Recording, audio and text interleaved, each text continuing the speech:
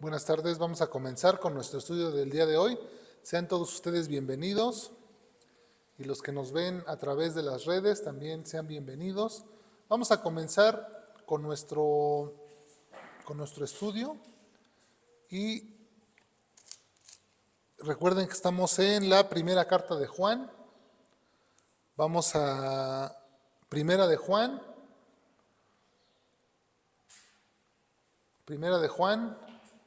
capítulo 3.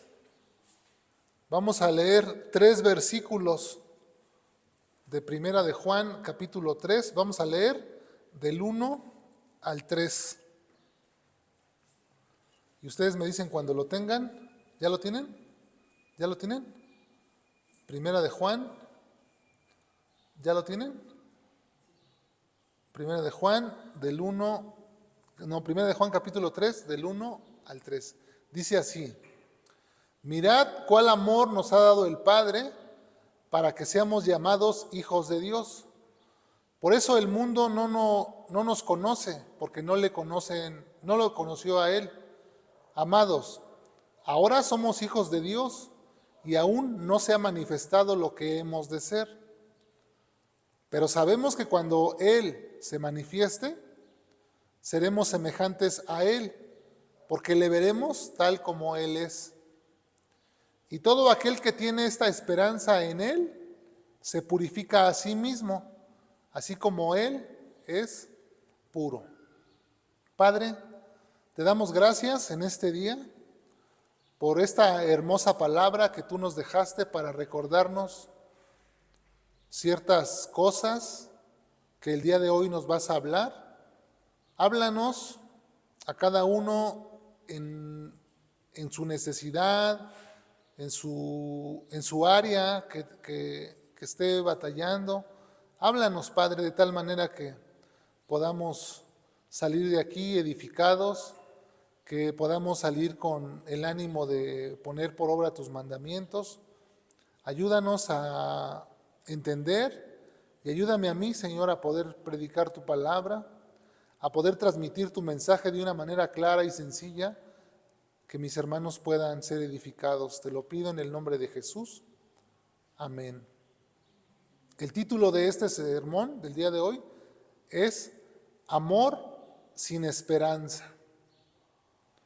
Y vamos a desarrollar este tema acerca del amor que no produce esperanza y el amor que sí produce esperanza. Vamos a ver un contraste. Dice el apóstol Juan: mirad cuál amor nos ha dado el Padre. Nos está hablando acerca del amor de Dios, primeramente. El amor de Dios. Todos hemos oído hablar del amor de Dios. Inclusive hemos oído hablar del amor porque se han hecho muchos poemas hablando del amor. Los enamorados, ¿no?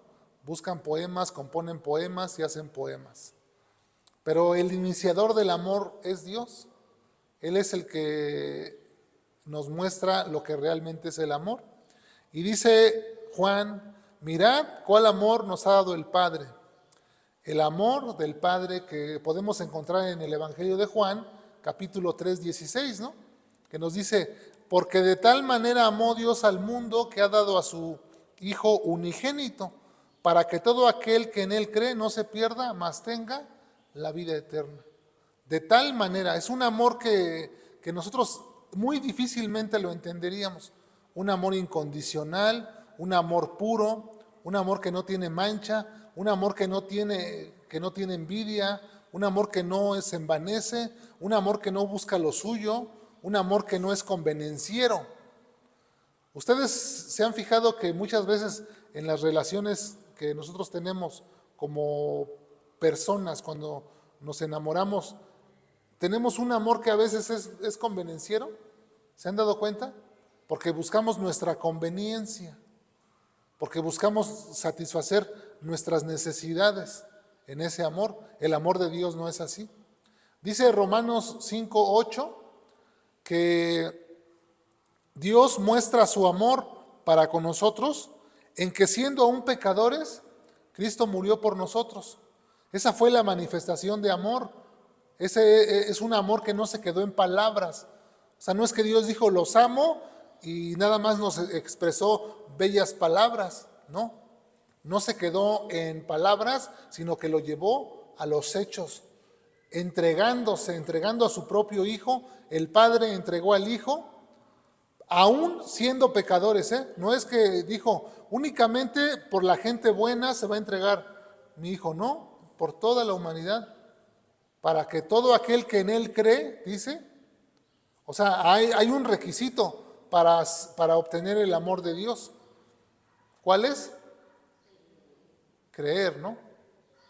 O sea, Dios amó a todo el mundo, a todos les manifestó su amor, nos manifestó su amor, pero no a todos nos va a beneficiar. El sacrificio de Jesús no nos va a beneficiar a todos.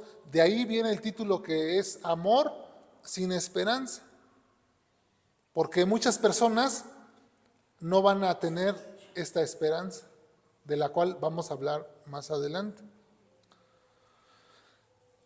Surge una pregunta ante todo esto que estamos diciendo acerca del amor.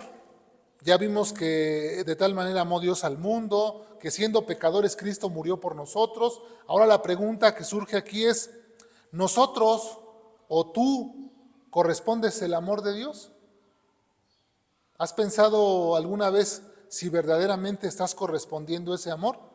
Como les decía, entre las personas tenemos relaciones y de noviazgo que nos llevan al matrimonio.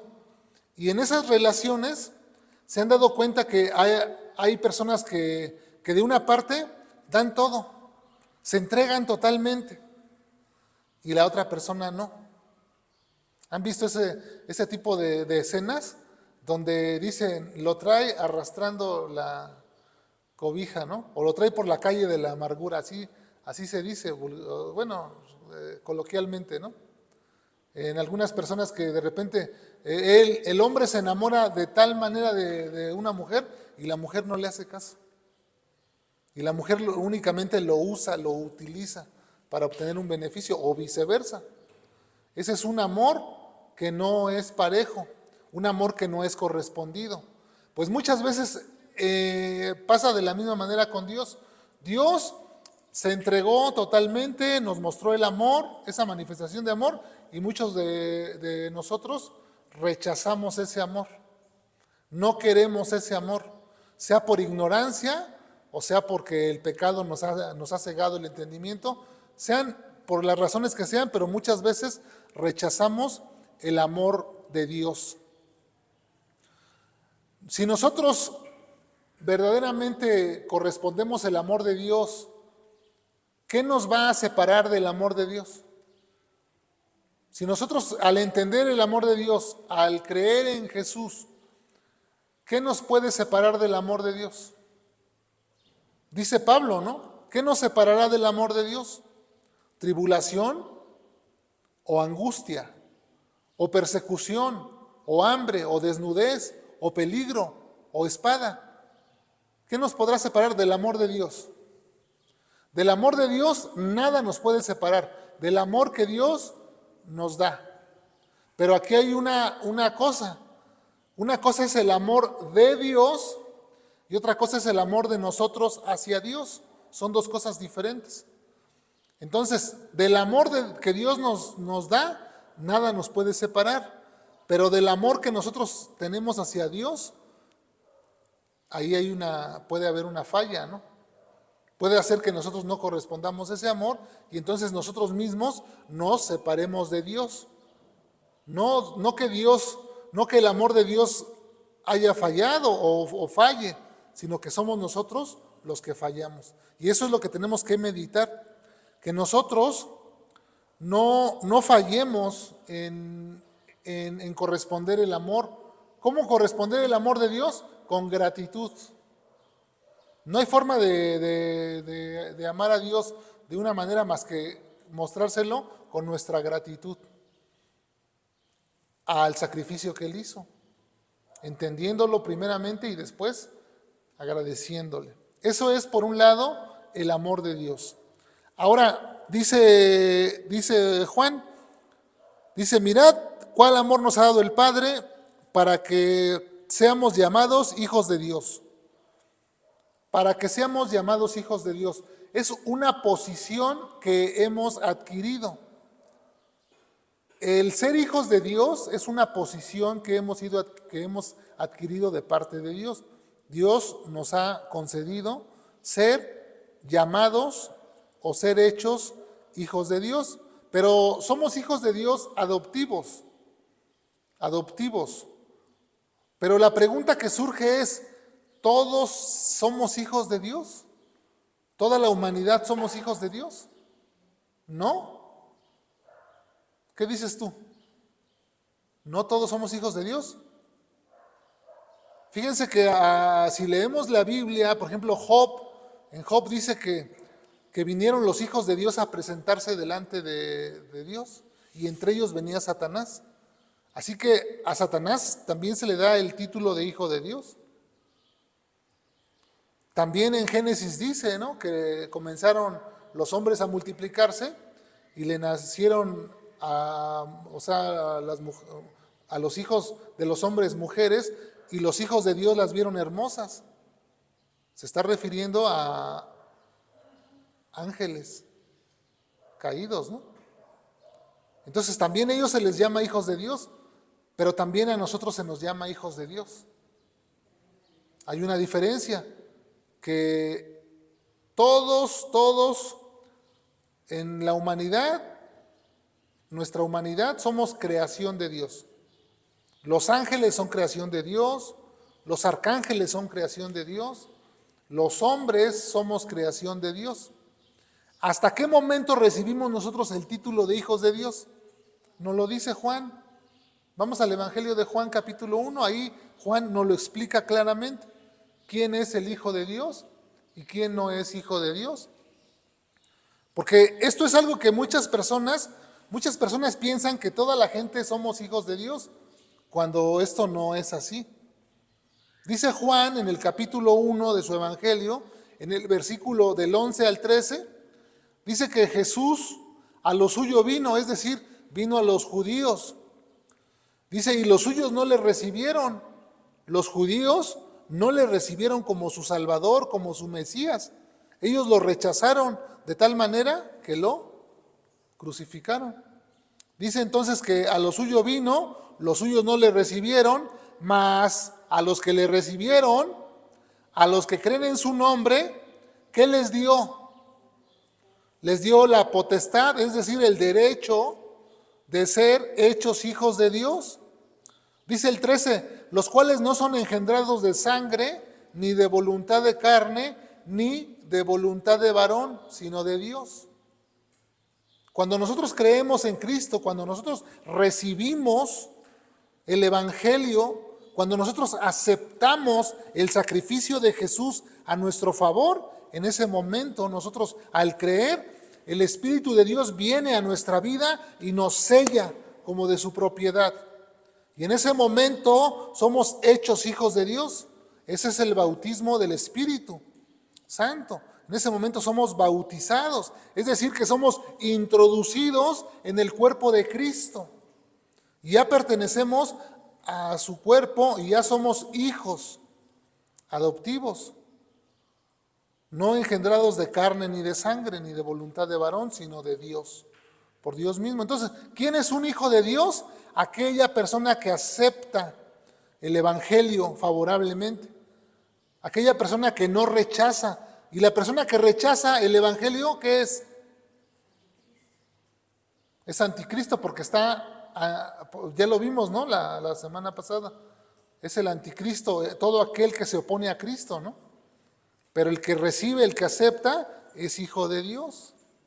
Y dice Juan, qué privilegio es ser llamado hijo de Dios. Ya nos habló del amor que nos tuvo Dios. Y ahora nos está mostrando el privilegio, la posición que hemos adquirido tú y yo. Esto no es para que nos alegremos, no es para que nos regocijemos y nos gocemos en saber que tenemos un Dios bueno, que tenemos un Dios que nos ha trasladado de las tinieblas en las que vivíamos al reino de su amado Hijo, y solamente porque creímos en Jesús.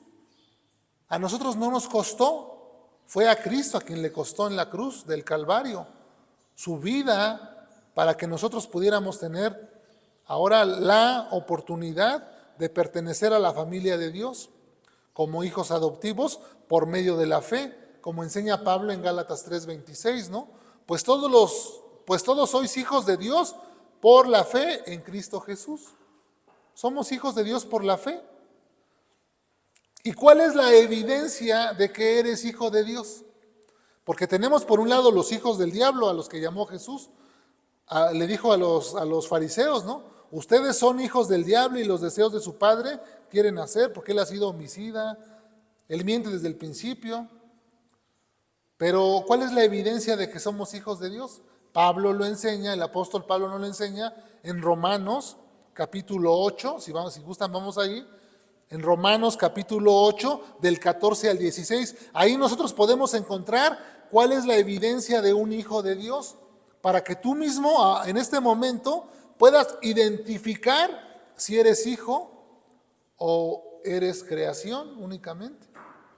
Dice Pablo en Romanos 8, verso 14, porque todos los que son guiados por el Espíritu de Dios, ¿estos son qué? Hijos de Dios.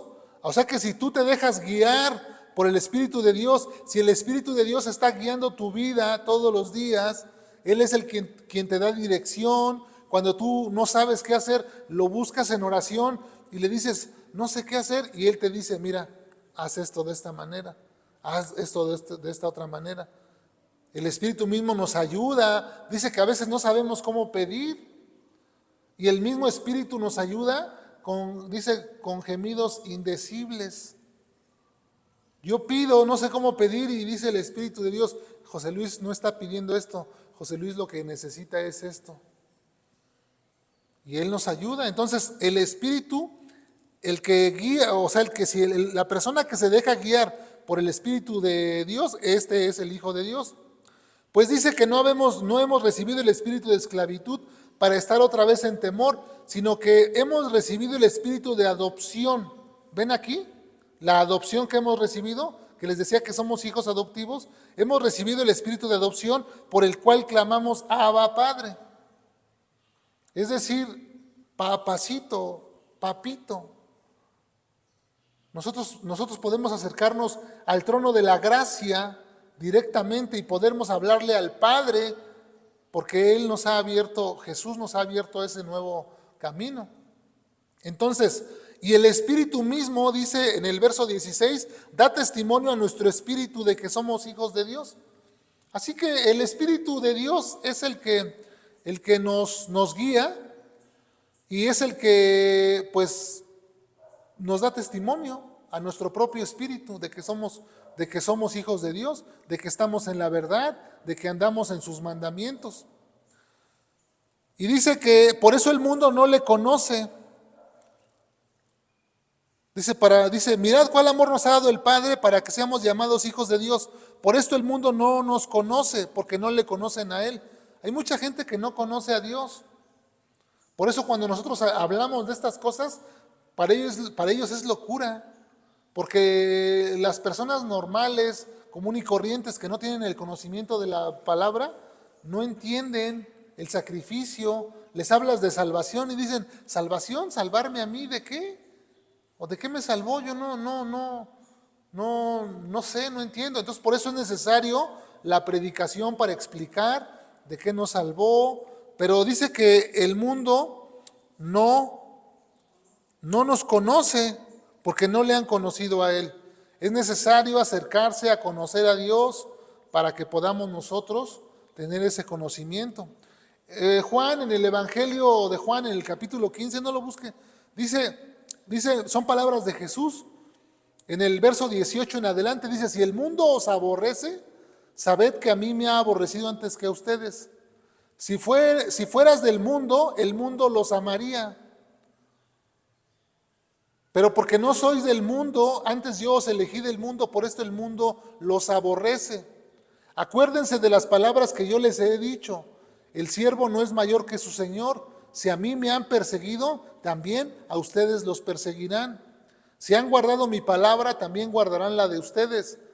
Mas todo esto os harán o les van a hacer por causa de mi nombre, porque no conocen al que me envió. O sea, las personas que no conocen a Dios, las personas que no conocen al Padre, son aquellas personas que nos atacan, son aquellas personas que nos rechazan, son aquellas personas que cuando nosotros les predicamos la palabra, les parece locura, les parece absurdo, no entienden, porque el hombre natural no percibe las cosas de Dios, porque las cosas de Dios se han de discernir por medio del Espíritu que mora en nosotros, con el cual hemos sido sellados, con el cual hemos sido hechos participantes de la gloria de Dios. Dice el verso 2, amados, ahora somos hijos de Dios, es una afirmación. Ya vimos lo que es ser hijos de Dios, ¿no? Dice, y aún no se ha manifestado lo que hemos de ser, pero sabemos que cuando Él se manifieste, seremos semejantes a Él porque le veremos tal como Él es. Seremos semejantes a Jesús. Nosotros seremos semejantes a Él. Un día seremos semejantes a Él. Cuando nosotros lleguemos a su presencia, dice Romanos 8, 17, ahí donde estábamos, dice que si somos hijos, también somos herederos de Dios y coherederos con Cristo, si es que padecemos juntamente con Él, para que juntamente con Él seamos glorificados. Es decir, que nosotros vamos a ser glorificados. Nuestros cuerpos van a ser glorificados. Jesús dijo, en la casa de mi Padre muchas moradas hay. Si así no fuera, yo no se los habría dicho. Voy pues a preparar lugar para que donde yo esté, también ustedes estén. Juan capítulo 14, del 1 en adelante. Y fíjense qué dice el versículo 4, no, el 3, dice, de Juan 14, 3 dice, y si me fuere y os preparé el lugar, dice, vendré otra vez y os tomaré a mí mismo para que donde yo estoy, ¿qué dice? Ustedes también estén. Dice Jesús que fue a preparar lugar para que donde Él está, nosotros también estemos. Y seremos glorificados en ese momento. Pablo dice, no, les digo un misterio, no todos dormiremos, sino que todos seremos arrebatados en un momento, en un abrir y cerrar de ojos, seremos transformados a la final trompeta. Seremos transformados, nuestro cuerpo va a ser transformado, vamos a ser glorificados, se nos va a dar un cuerpo nuevo. El día que nosotros muramos en esta tierra, los que hemos creído, seremos levantados de la muerte. ¿Cómo es que seremos levantados de la muerte? ¿Se acuerdan ustedes las palabras de Jesús? Cuando Jesús estaba en la casa de Lázaro, de Marta y María, cuando murió Lázaro, Juan capítulo 11, si quieren vamos a leerlo en el 11. Fíjense que cuando estaba Jesús ahí, le dice,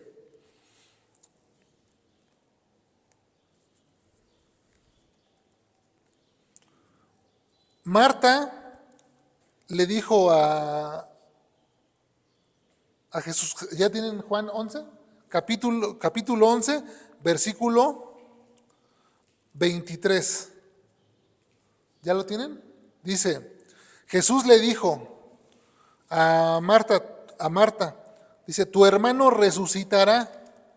Marta le dijo, yo sé que resucitará en la resurrección en el día postrero.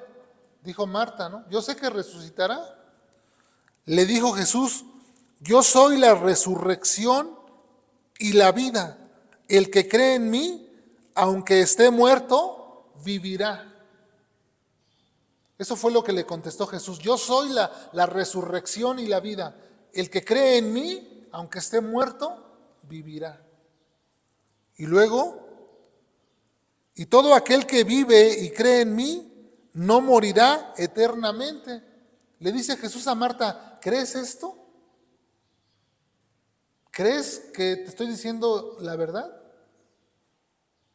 Y la pregunta que también podríamos hacernos nosotros, ¿en realidad creemos que Jesús nos va a dar una vida eterna? Yo a veces pienso que hay cristianos que no lo creen, que personas que se dicen cristianos que no creen que van a tener una vida eterna. ¿Saben por qué? Porque a veces pienso que no lo creemos del todo por nuestra conducta. Porque sabiendo del amor que nos ha dado el Padre, sabiendo la posición que hemos adquirido como hijos de Dios, sabiendo la esperanza que tenemos de vida eterna, no vivimos acorde a esa línea de vida. Porque todavía el pecado nos sigue gustando, nos sigue atrayendo. Entonces, nosotros podemos ver aquí cómo nuestro pasaje que Juan nos está mostrando, que somos hijos de Dios y que aún no se ha manifestado, o sea, todavía no estamos glorificados, todavía no se ha manifestado en nosotros lo que hemos de ser, pero sabemos que cuando Jesús se manifieste, seremos semejantes a Él, ya seremos iguales a Él, en cuerpo, un cuerpo glorificado como el de Él que tiene ahora. Jesús se levantó de la muerte.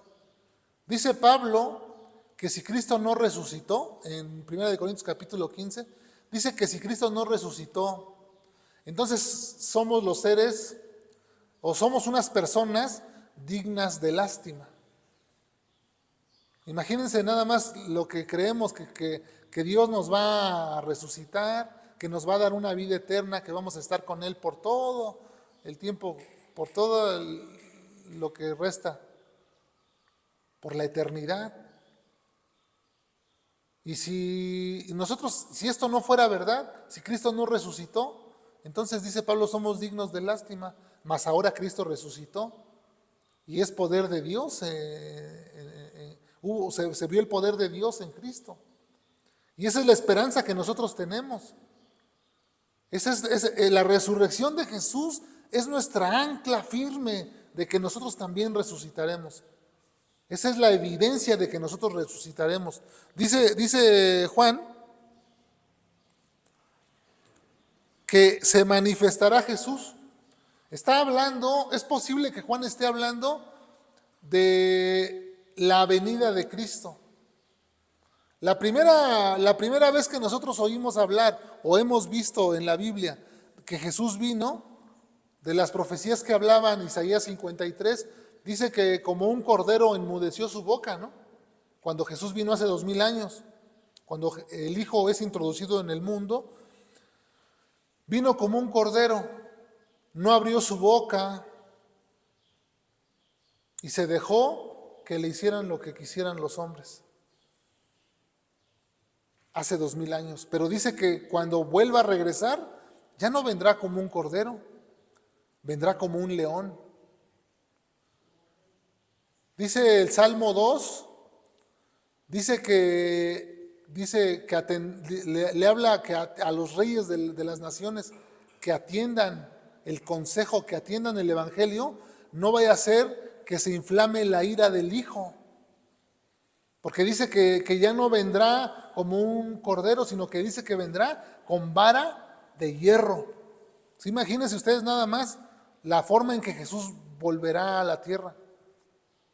Dice Apocalipsis, capítulo 19, del 14 al 16, que estaba vestido de una ropa teñida en sangre, y su nombre es el Verbo de Dios. Y los ejércitos celestiales, vestidos de lino finísimo, blanco y limpio, le seguían en caballos blancos. De su boca sale una espada aguda para herir con ella a las naciones, y él las regirá con vara de hierro. Él pisará el lagar del vino del furor y de la ira del Dios Todopoderoso, y en su vestidura y en su muslo tiene escrito este nombre: Rey de Reyes y Señor de Señores. Él es Cristo cuando vuelva a venir. Ya no vendrá manso como un cordero, sino que vendrá con vara de hierro y pisará el lagar, y su ira se manifestará hacia todas aquellas personas que no creyeron, que no correspondieron el amor a Dios. Y toda rodilla, dice Filipenses capítulo 2, toda rodilla se doblará y toda boca confesará que Jesús es el Señor. Hayan creído o no hayan creído, tendrán que rendirle alabanza al Cordero de Dios. No es esto para que nosotros nos espantemos. Los que tenemos esta esperanza, no es para que nos espantemos y digamos, ay, mamita, no, va a venir. No, sino que a nosotros los que tenemos esta esperanza, esto tiene que a nosotros alegrarnos, porque nuestra redención se acerca, porque ahora está más cerca que cuando creímos nuestra esperanza. Dice Pablo en Romanos capítulo 8, enseña que nosotros tenemos Romanos 8:24, dice que esta esperanza de salvación, que nosotros, porque en esperanza fuimos salvos, nosotros en esperanza fuimos salvos, o sea, como que ya tenemos la salvación, pero aún no la tenemos, porque aún no hemos sido glorificados, porque aún no se ha manifestado Jesús para que nosotros seamos glorificados. Pero cuando Él se manifieste, entonces seremos semejantes a Él. Porque en esperanza fuimos salvos, Romanos 8:24. Pero la esperanza que se ve no es esperanza, porque lo que alguno ve, ¿a qué esperar? Lo dice Pablo. Pero si esperamos lo que no vemos, con paciencia lo aguardamos. Tengamos paciencia, hermanos. El día del Señor vendrá. Vendrá como ladrón en la noche. Nadie sabe cuándo ni cómo vendrá. Pero si nosotros nos avisaran, un ladrón va a venir a meterse a tu casa, ¿no velarías? ¿No estarías atento? Pues así, velad y orad para que no entréis en tentación, para que cuando el Hijo de Dios se manifieste, nosotros estemos firmes en la esperanza que nosotros hemos creído, en la promesa. ¿Qué es lo que nos da la esperanza? La promesa que Dios nos hizo, la vida eterna, que estaremos con Él y que le veremos cara a cara. Y cuando te encuentres con Jesús cara a cara, ¿qué le preguntarás? Tal vez le puedes preguntar todas tus dudas que tenías de la Biblia, o todas aquellas cosas que no entendías, tal vez se las puedas preguntar. Pero, ¿qué harías si te encontraras con Cristo cara a cara en ese momento?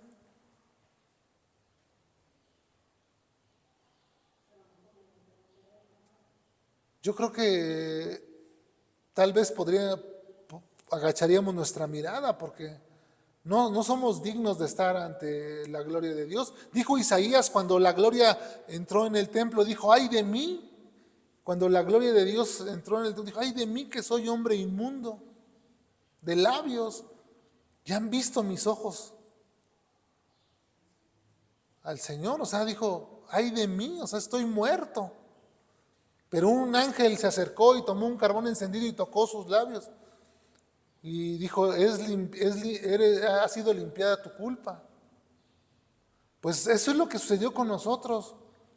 Cristo ha quitado nuestra culpa para que nosotros ese día que nos presentemos de Él no sintamos vergüenza ni culpa. Y no nos alejemos avergonzados, sino que estemos en su presencia, en la presencia del Señor. Así que esta esperanza que tenemos es la vida eterna, fundada en la promesa que Dios nos hizo. Ya para terminar, le dice Pablo a Tito capítulo 2, del 11 al 13, porque la gracia de Dios se ha manifestado para salvación a todos los hombres. ¿A quién se manifestó la gracia de Dios? A todos los hombres, pero no a todos les va a aprovechar. ¿Saben por qué? Porque no han creído, porque no han querido recibir, no han querido aceptar el Evangelio. Tú que me estás escuchando en este momento, que estás viendo este video o que vas a ver este mensaje o que estás oyendo estas palabras, pregúntate, ¿me va a aprovechar la gracia de Dios o estoy creyendo en vano? Porque se puede creer en vano, ¿eh? Puede ser que estés perdiendo tu tiempo nada más y no estés creyendo firmemente. La gracia de Dios se ha manifestado a todos los hombres para salvación.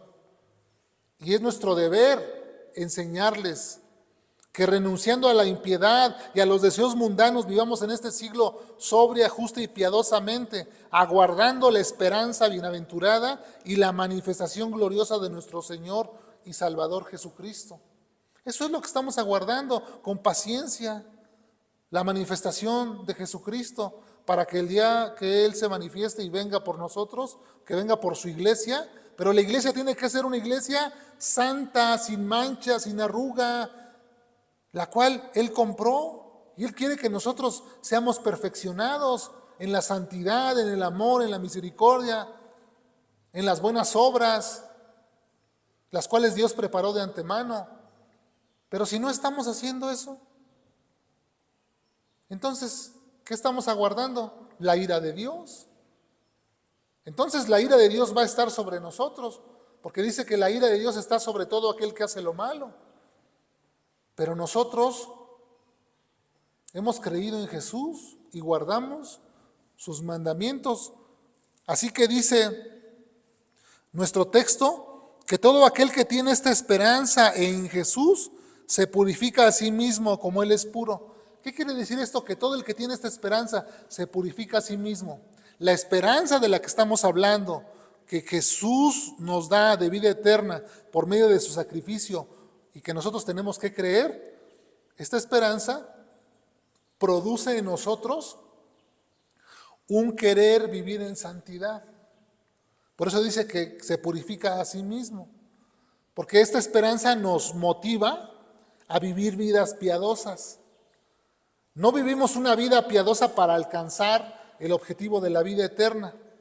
Vivimos vidas piadosas porque tenemos esta esperanza que en nosotros cada día crece y nos dice, hay que esforzarnos en dar un buen testimonio para que por medio de nuestro testimonio las personas que están a nuestro alrededor sean ganadas para Cristo, que también ellos vengan a conocer el Evangelio. Somos embajadores de Dios, ¿no?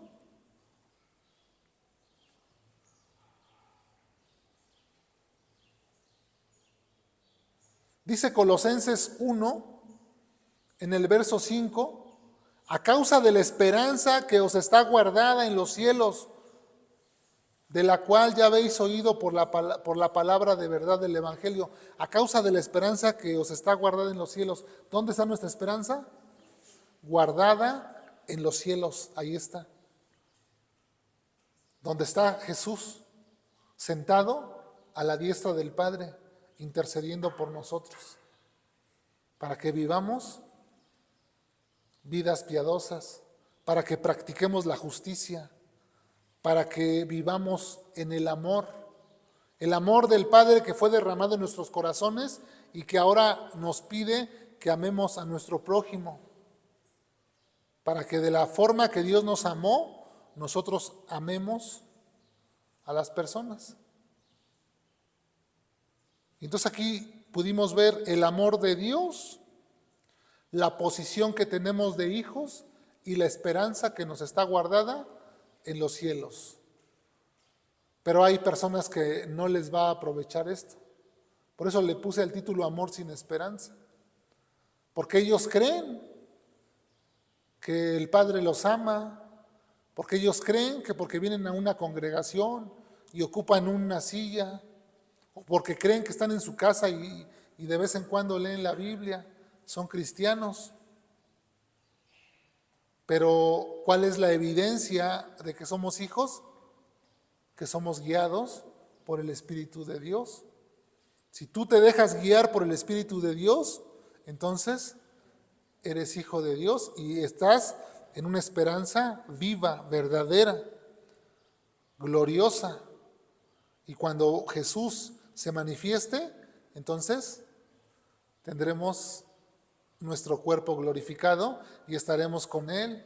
Y nada nos separará de ahí, ni la muerte, ni la vida, ni ángeles, ni principados, ni potestades, ni lo alto, ni lo profundo, ni ninguna otra cosa creada nos podrá separar del amor de Dios que es en Cristo Jesús, Señor nuestro. Amén. Amén. ¿Estamos seguros de la esperanza que hay en nosotros?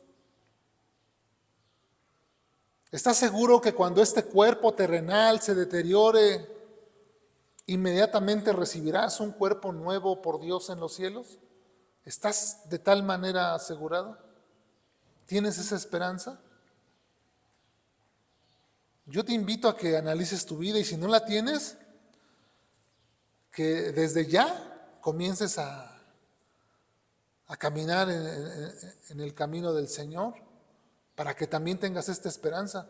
Porque ¿cuánta gente vive sin esperanza? Hay gente que dice, pues yo ya nomás estoy esperando que me muera. Yo, dice mi tío, tengo un pie en el panteón y un pie aquí ya estoy. O sea, ¿qué esperanza tienen? Viven desesperanzados. Pero nosotros no.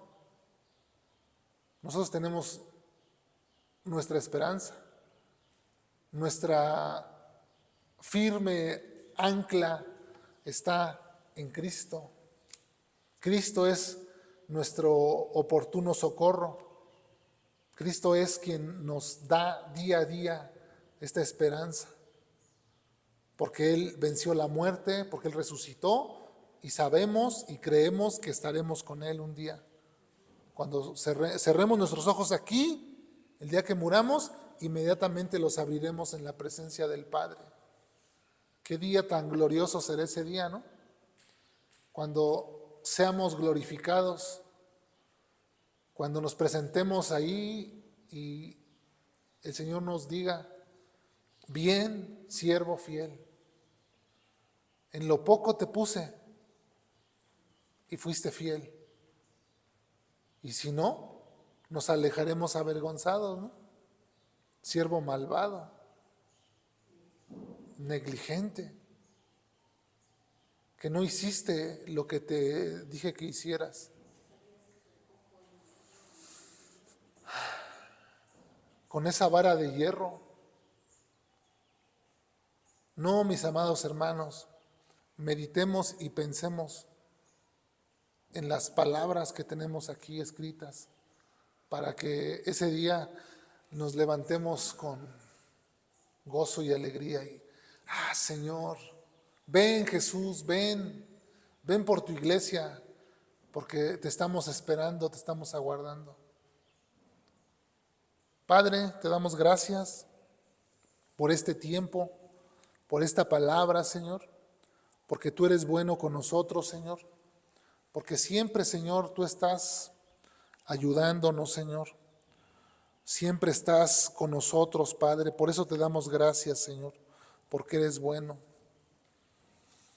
No queremos que nadie ignore estas palabras, Señor. Que esta esperanza que tenemos en ti, Señor, es nuestra firme ancla, Señor. Ayúdanos a permanecer firmes, a no apartarnos de la fe, Señor. A vivir, Señor, a corresponder tu amor, Señor, y a vivir como verdaderos hijos de Dios. A mostrar, Señor, nuestra vida, a mostrar nuestro testimonio, Señor, a tener verdaderamente, Señor, una conducta intachable, Señor. Ayúdanos, Señor, porque a veces para nosotros es difícil, Señor. Sabemos que si tú no nos ayudas, Señor, nosotros vamos a fracasar. Dependemos completamente de ti, Señor. Por eso, Señor, levantamos nuestras voces a ti, buscando tu ayuda. Ayúdanos, Señor, a permanecer en ese amor que ha sido derramado, Señor, en nosotros. Ese amor que para nosotros a veces es incomprensible, Señor. Como siendo viles pecadores, tú, Señor, viniste a morir por nosotros. No lo entiendo, Señor. Pero el que no lo entienda no quiere decir que que no nos va a aprovechar, porque tú, mi Dios, tu palabra es verdad y tú nos lo has dicho. Así que ahora, Señor, podemos echar mano de la vida eterna, Señor. Gracias a tu sacrificio. Gracias, Jesús, porque moriste en esa cruz. Gracias porque venciste la muerte, porque te levantaste de la muerte, Señor, al tercer día, porque resucitaste. Y ahora esa es nuestra esperanza que tenemos en ti.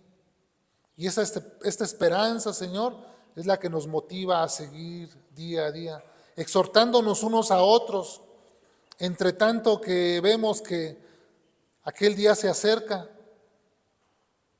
No dejemos, Señor, de estimularnos unos a otros al amor y a la esperanza que nos está guardada, reservada en los cielos. Te damos gracias, Padre, en el nombre de Jesús. Amén. Amén. Bueno, pues nos despedimos de las redes sociales. Que el Señor los bendiga. Gracias por conectarse. Gracias, que el Señor les dé fuerza y ánimo para seguir adelante. Nos vemos. Bendiciones.